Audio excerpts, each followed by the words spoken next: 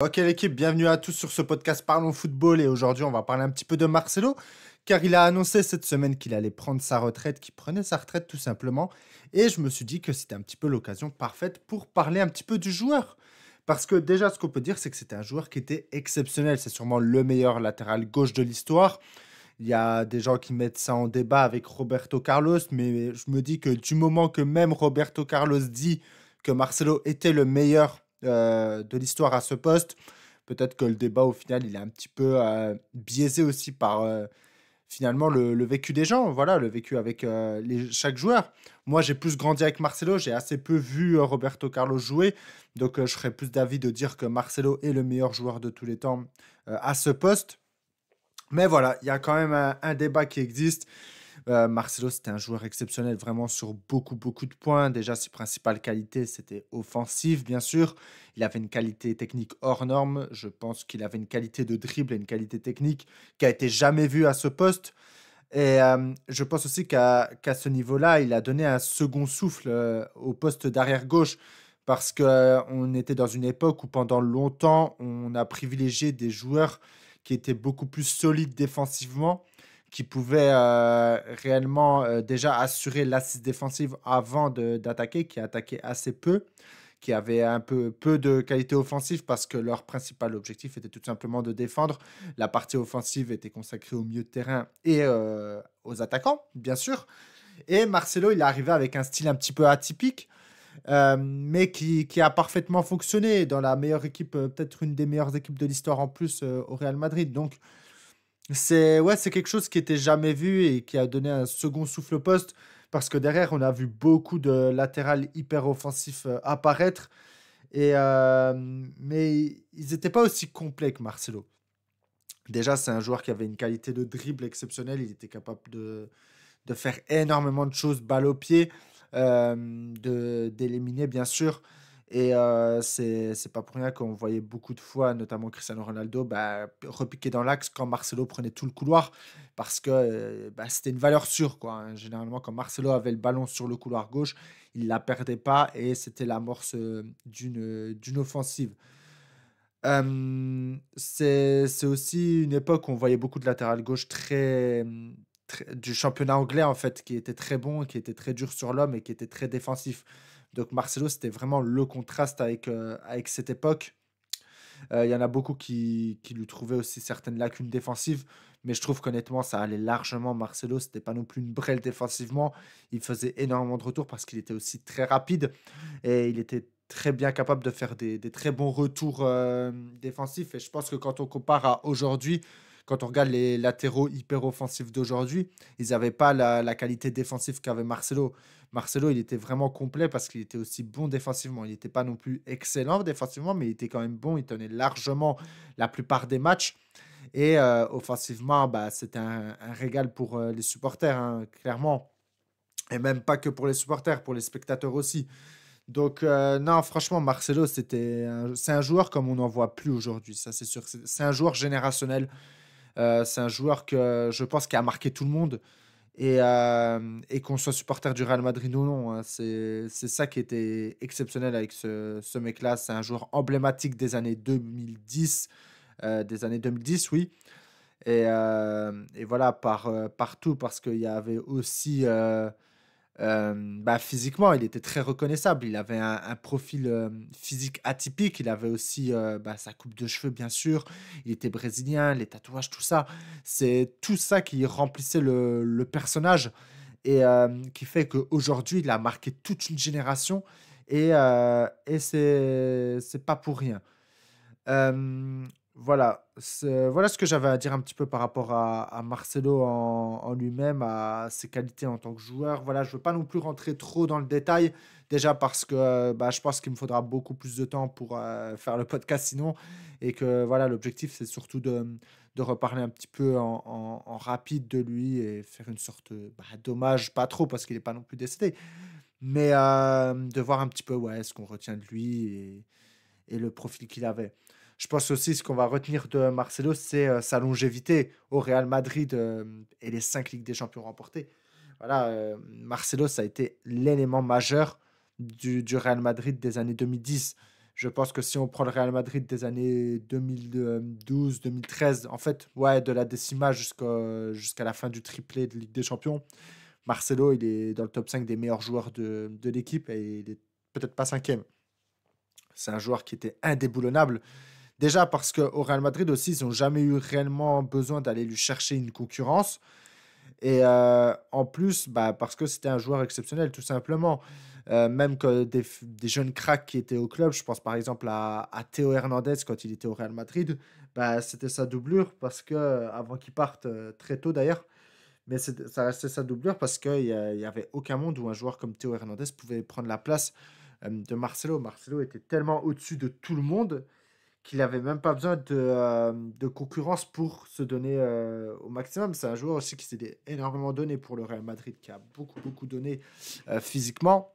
Et c'est pour ça aussi, je pense que le Real Madrid n'a jamais eu besoin de lui chercher de la concurrence vraiment viable ou tout simplement un concurrent, oui. Même si, bon, quand j'ai parlé des 5 Ligues des Champions, on va pas se mentir, sur la dernière, il joue pas un rôle très important. C'était un leader du vestiaire, il était le capitaine de l'équipe, mais il n'était pas titulaire. Fernand Mendy lui avait pris sa place, il me semble, à cette époque. Et il ne jouait pas beaucoup sur cette dernière saison parce qu'il était aussi un peu cramé pour le très haut niveau. Ce qu'on va retenir aussi, c'est sa connexion avec Cristiano Ronaldo, bien sûr. En fait, on parle beaucoup, par exemple, de Jordi Alba Messi ou bien de Dani Alves Messi, mais Marcelo Cristiano Ronaldo, c'était exactement la même chose. Marcelo, il centrait, Cristiano Ronaldo était toujours là. Marcelo, il envoyait un ballon, Cristiano Ronaldo était là. Et les deux aussi avaient une entente, en tout cas déjà sportive, énorme. Et je pense, en tout cas de ce qu'on voit aussi, humaine, qui était assez énorme. Donc, clairement, ça c'est un duo qui reste iconique. Je pense que quand on pense un petit peu au duo iconique, des années 2010, entre un défenseur et un attaquant, bah, Marcelo, Cristiano Ronaldo, c'est peut-être, le premier ou le deuxième duo auquel on pense directement. On peut par exemple, un moment iconique, c'était la fois où, ben, Cristiano Ronaldo a marqué sur un service de Marcelo, je ne sais plus exactement contre qui, et qu'ils ont fait le fameux check avant que les deux fassent le fameux su de Cristiano Ronaldo. Donc ça, c'est un moment qui est emblématique. Et la photo, quand les deux le font, bah, elle est tout aussi emblématique. Et je pense que c'est quelque chose qui a marqué toute une génération et qui a marqué tout le monde.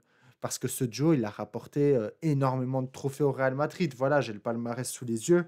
Euh, Marcelo, c'est 5 Ligues des Champions, c'est 3 Super Coupes de l'UEFA, c'est 6 Ligas, c'est 2 Coupes du Roi, c'est 5 Super Coupes d'Espagne, 4 Mondiales des clubs.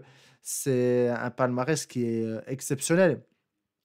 Même si, voilà, comme j'avais dit tout à l'heure, la Ligue des Champions 2021-2022, il joue pas un rôle très important. Je pense que le Real Madrid le gagne très largement sans lui. Quoi qu'on ne sait pas hein, l'impact que ça peut avoir dans un vestiaire, un joueur comme ça.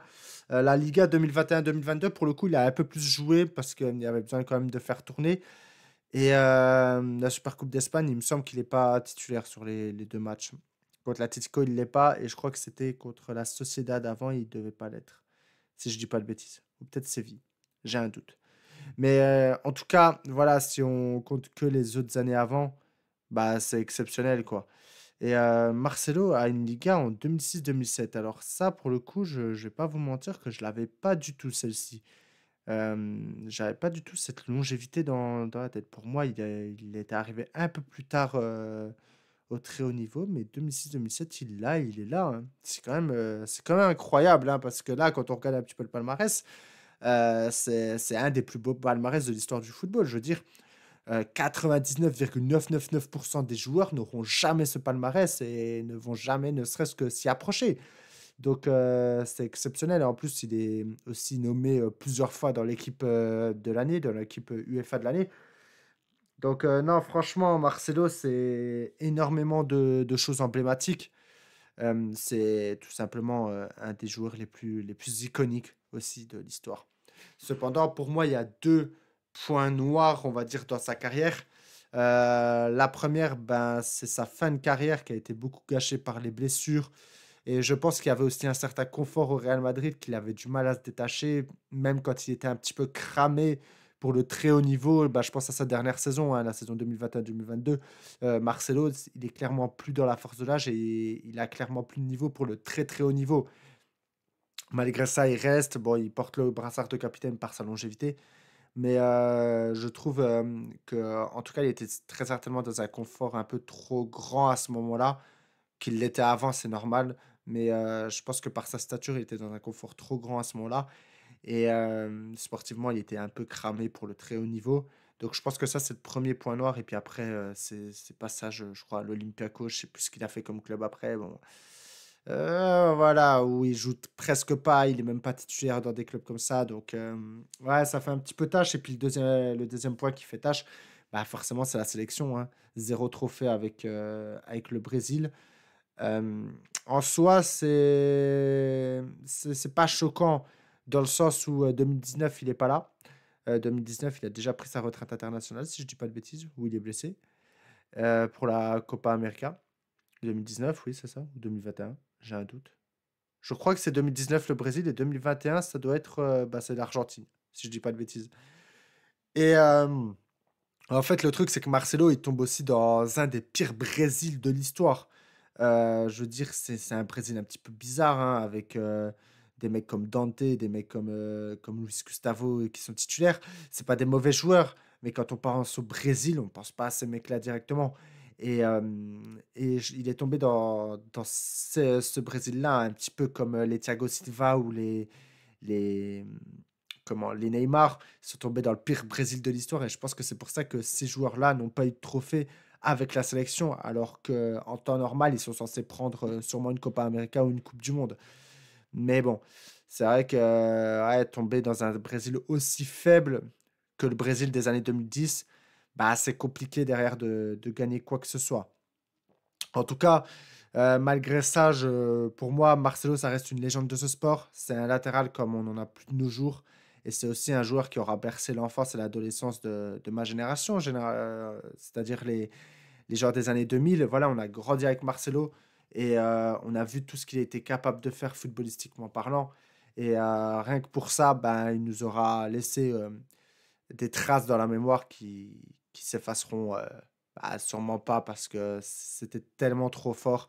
Et je vous invite tous à aller voir des compilations de Marcelo et surtout de sa connexion avec Cristiano Ronaldo. C'était vraiment quelque chose. Parce que généralement, les compilations, on les connaît. Voilà, ils affichent ce qu'ils veulent. Mais là, dans le cas de Marcelo, c'est pas du tout ça. Franchement, c'était représentatif de ce qu'on avait pu voir pendant les années 2010. En tout cas, j'espère que ce podcast vous a plu. Dites-moi en commentaire qu'est-ce que vous avez pensé de Marcelo, tout simplement. Et si vous aimez ce genre de contenu football, n'hésitez pas à vous abonner et à me donner des sujets, par exemple, que vous avez envie que je traite dans un prochain podcast. Et sur ce, moi, je vous dis à tous de passer une bonne journée. Bye tout le monde.